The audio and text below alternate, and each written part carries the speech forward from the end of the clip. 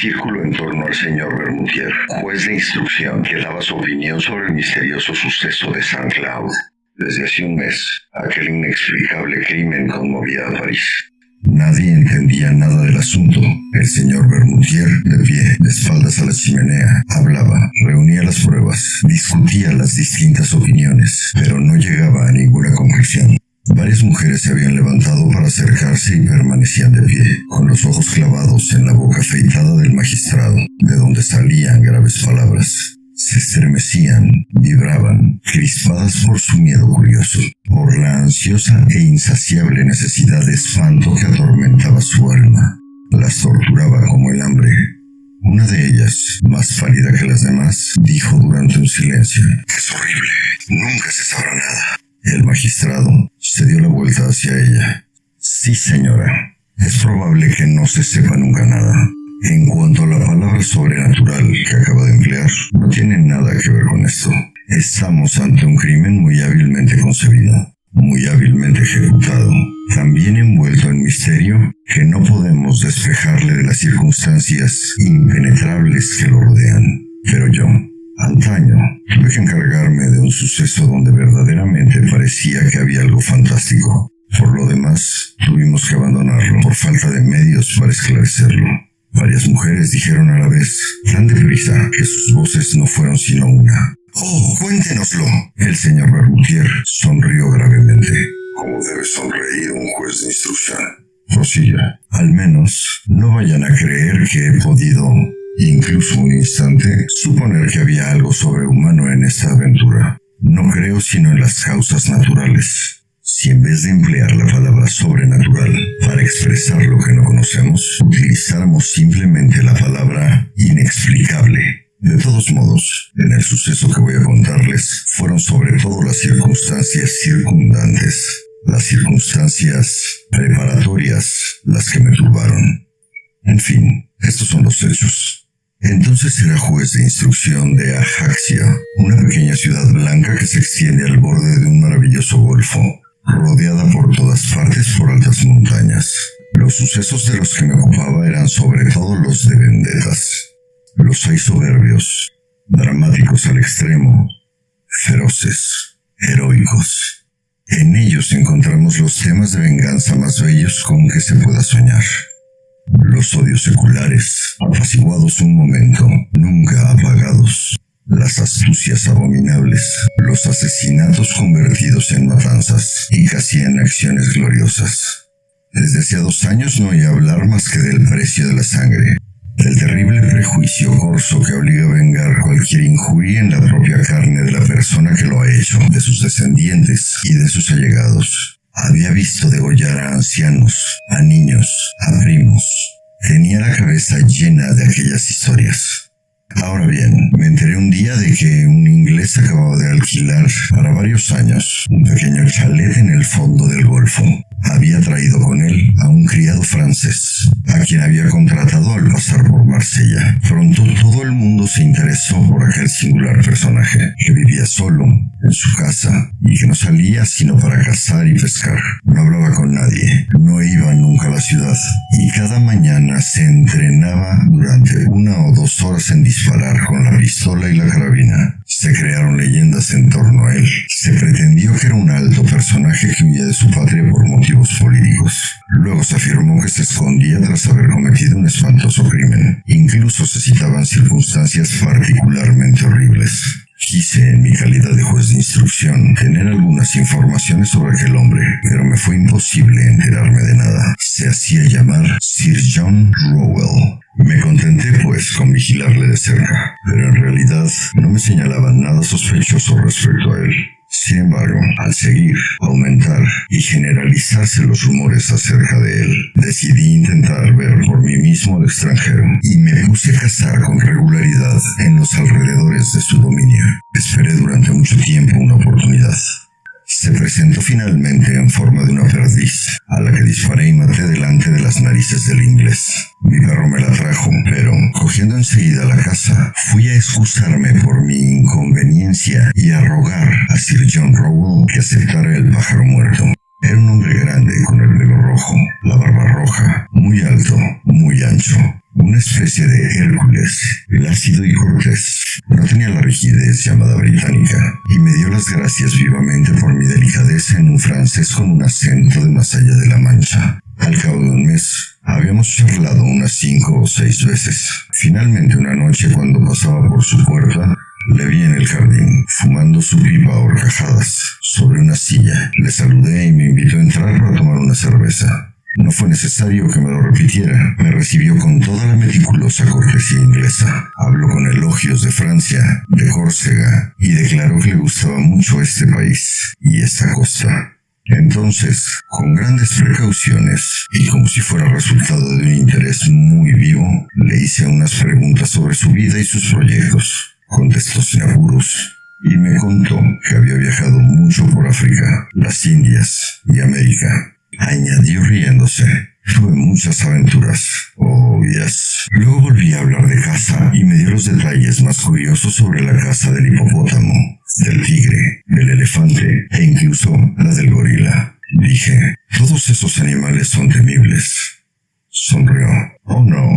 El más malo es el hombre. Se echó a reír abiertamente, con una risa franca del inglés gordo y contento. He cazado mucho al hombre también. Después habló de armas y me invitó a entrar a su casa para enseñarme escopetas de diferentes sistemas. Su salón estaba tapizado de negro, de seda negra bordada con oro. Grandes flores amarillas corrían sobre la tela oscura. Brillaban como el fuego. Dijo: eso sea un tela japonesa, pero en el centro del panel, más amplio, una cosa extraña atrajo mi mirada. Sobre un cuadro de terciopelo rojo se destacaba un objeto rojo. Me acerqué. Era una mano de hombre.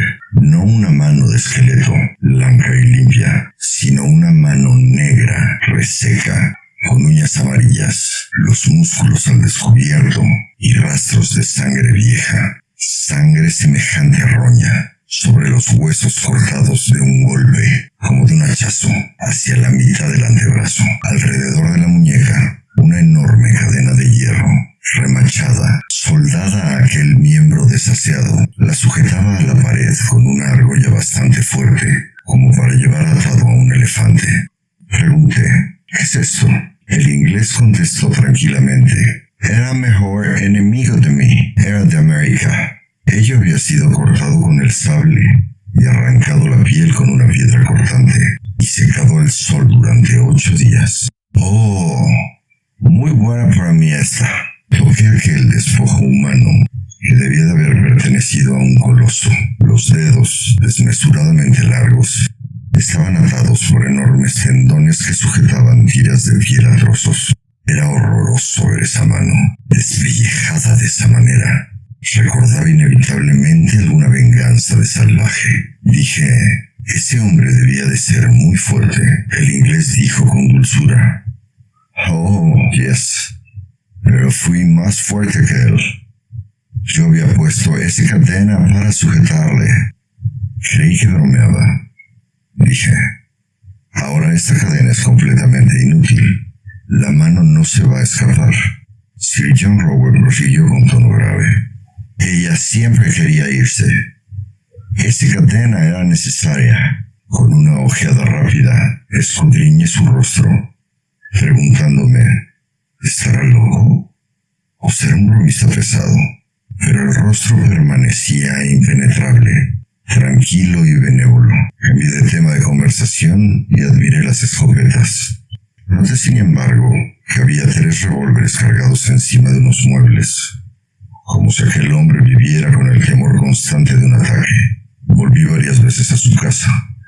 Después dejé de visitarle. La gente se había acostumbrado a su presencia. Ya no interesaba a nadie.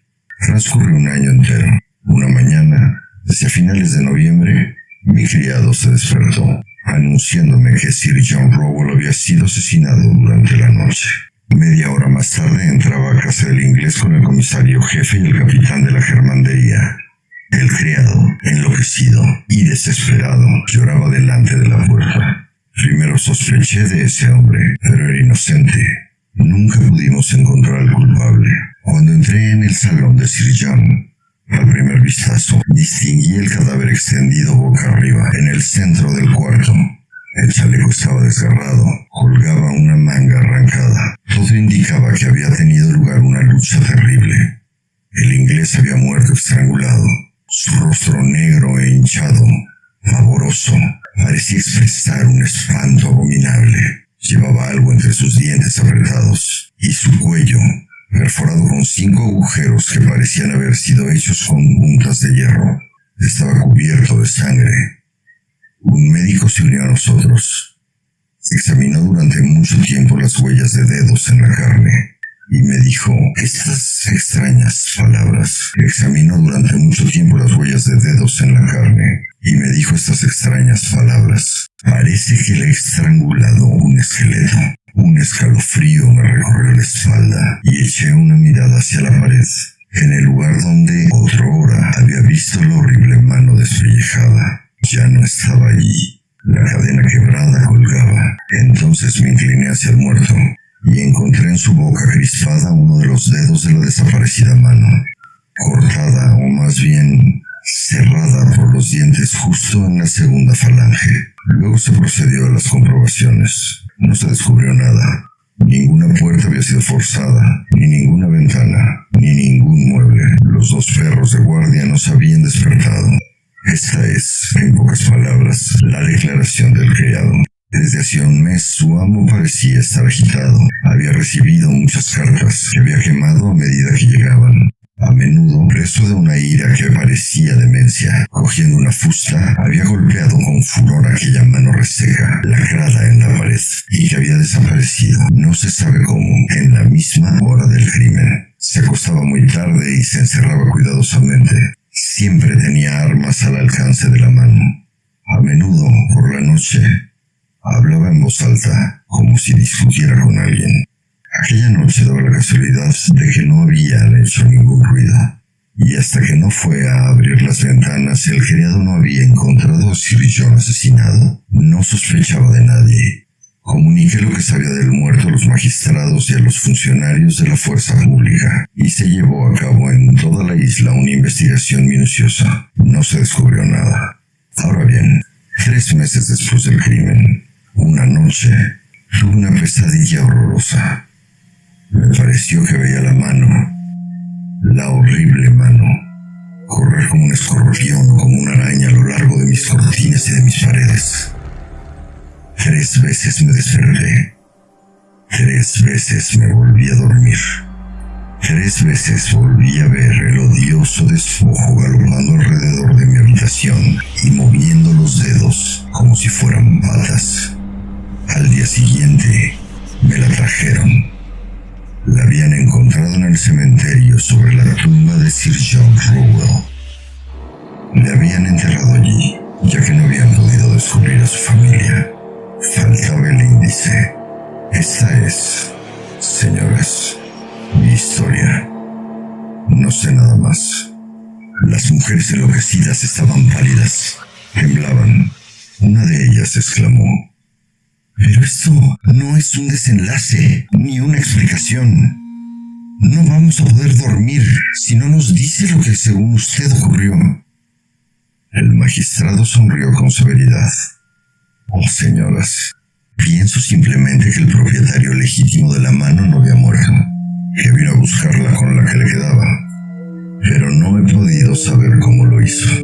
Este caso es una especie de vendetta». Una de las mujeres murmuró: no debe ser así. Y el juez de instrucción, sin dejar de sonreír, concluyó: «Ya les había dicho que mi explicación no les gustaría».